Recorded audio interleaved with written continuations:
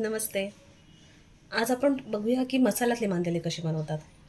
मसाल्यातल्या मांदेलीची recipe खूप easy आहे, खूप क्विक आहे आणि ॲक्च्युली खूप टेस्टी लागतं. सो चपाती, भाकरी किंवा थोडासा चिकट राईस याच्यासोबत आपण ते खाऊ शकतो.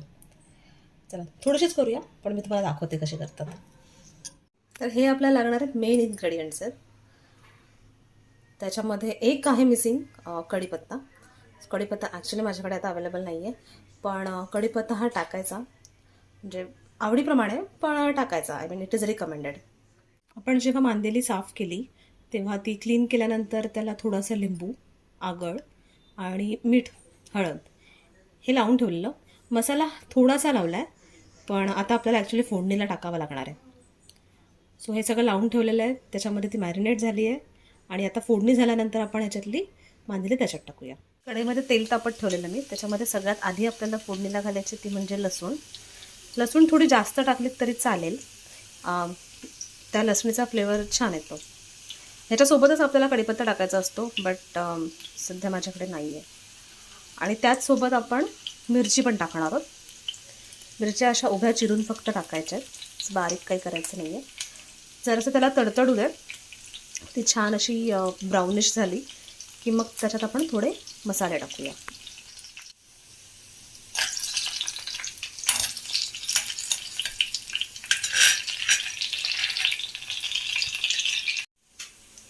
त्याच्यामध्ये आपण मसाला टाकूया.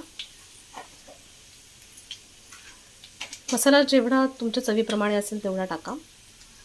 हळद लावलेली आहे मांदेलीला, बट तुम्ही हळद अजून टाकायची असेल तर टाकू शकता. जर अशी कोथिंबीर मी आत्ताच टाकते आणि बाकीची आपण नंतर टाकूया वरतून. तर असं परतून घ्या. हे जास्त शिजवायचं नाही आहे हा मसाला. आता याच्यामध्येच आपल्याला मांदेली सोडायची आहे. त्याच्यामध्ये मी मांदेली सोडते.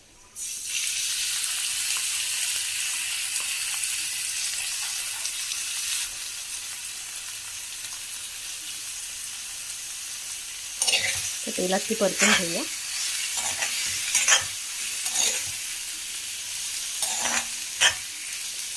आपल्याला याचं जास्त पाणी नाही टाकायचं आहे,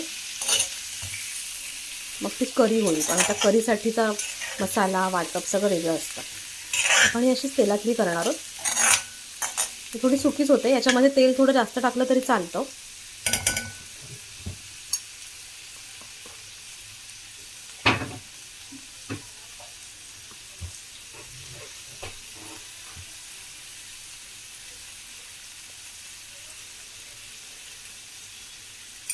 उरलेली कोथिंबीर.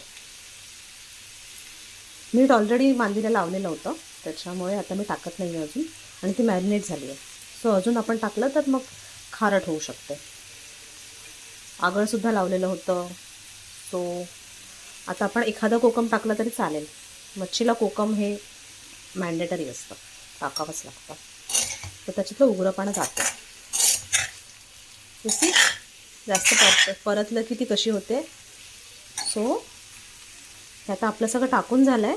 जर असं पाणी टाकूया आणि मग ती आता आपण वाफेवर ठेवूया.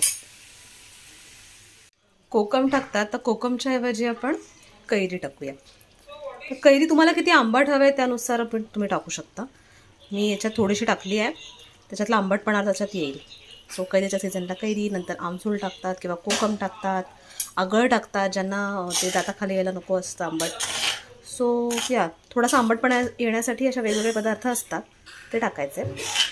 आता जर असं पाणी टाकलं आहे आणि त्याला अजून थोडं सुटलं आहे, आता मी हे झाकून ठेवणार आहे.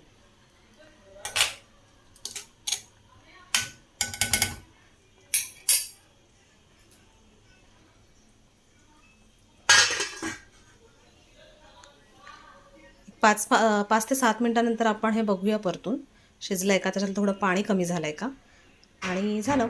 गॅस बंद. मग एका साईडला बोंबील लावलं आहे, ते होतीलच.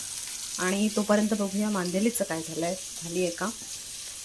आणि ओपनिंग इट नाव. ओके,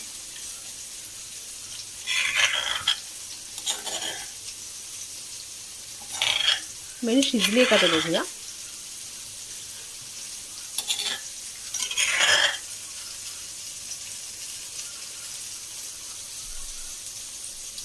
शिजली आहे आणि त्याच्यातलं पाणी पण बऱ्यापैकी कमी झालं आहे.